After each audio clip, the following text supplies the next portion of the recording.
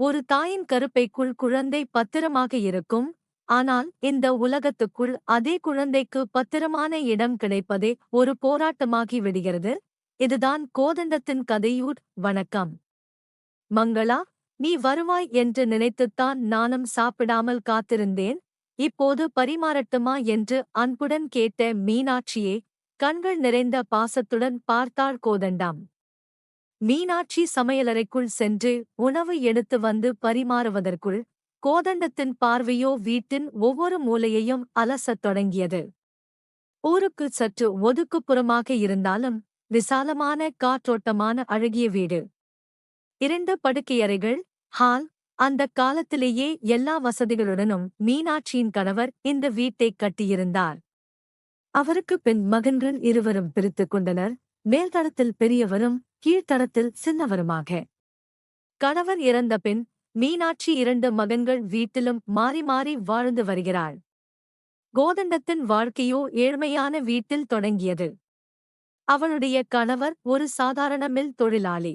ஒருநாள் மில்லில் ஏற்பட்ட தீ விபத்தில் அவர் உயிரிழந்தார். அன்று முதல் மனித வாழ்க்கை மீதே ஒரு வெறுப்பு அவளுக்கு உருவானது. அந்த வேளையில் அவளுக்கு துணையாக இருந்தது அவளுடைய ஒரே மகன் ஜெயந்தன் மட்டும்தான். அவன் வளர்ந்து பெரியவனானதும் கொஞ்சம் நிம்மதி வந்தது. ஆனால் அவன் தன் உடன்பிறப்பாளரோடு வேலை செய்து தாமரையை திருமணம் செய்து கொண்டான். ஊரின் பேச்சுக்குப் பயந்து மகனையும் மருமகளையும் முதலில் ஒதுக்கி வைத்தாள் கோதண்டம். நாட்கள் செல்லச் செல்ல தான் இருக்கும் ஒரே ஆதரவையும் இழந்துவிட்டதாக உணர்ந்தாள். கடைசி காலத்தில் எங்கு போவது என்ற நிலையில் அமைதியாக மீண்டும் மகனுடன் இணைந்தாள். பேரனும் பிறந்தான். ஆனால் 11 வருடங்களில் மருமகளுடன் அத்தியாவசியத்திற்கு கூட பேசவில்லை கோதண்டம். எதுவானாலும் மகன் அல்லது பேரன் மூலமாகவே தகவல்களை பரிமாறிக்கொள்வாள்.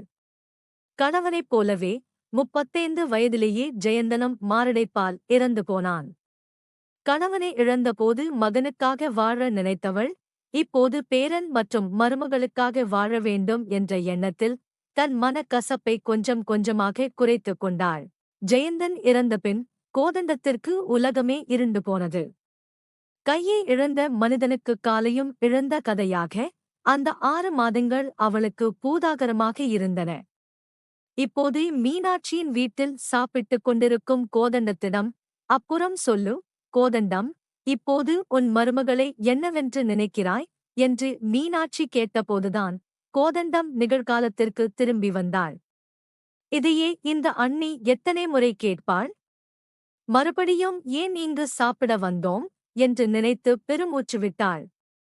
அண்ணி, நீங்கள் எனக்கு தினமும் சோறு போடுவதை விட கொஞ்சம் விஷமே கொடுங்கள். நிம்மதியாகச் சாப்பிட்டுவிட்டு போய்ச் சேருவேன். நான் என்ன பிறவி எடுத்தேன்? பெற்றவர்களும் பிறந்தவர்களும் என்னை மணந்தவனும் கடைசியில் பெற்ற மகனும் கூட என்னை விட்டு பிரிந்துவிட்டனர். ஆனாலும் நான் இன்னும் அசராமல் நிற்கிறேன் என்று கூறியவள் மேலே துணியால் முகத்தை மூடி அழுதாள். ஏன் கோதண்டம் இப்படிப் பேசுகிறாய்? இனி நீ என்னதான் செய்யப் போகிறாய் என்று மீனாட்சி அக்கறையுடன் கேட்டாள். அது உண்மையான அக்கறையா அல்லது தூண்டில் போடுவதா என்று புரியவில்லை கோதண்டத்திற்கு. எனக்கும் புரியல அண்ணி. நீங்கள் முன்பு யாருடைய வீட்டிலோ வேலை இருக்கிறதாகச் சொன்னீர்களே, விசாரித்தீர்களா என்று கேட்டுவிட்டு தயங்கினாள். ஆனால் கேட்டேயாக வேண்டும்.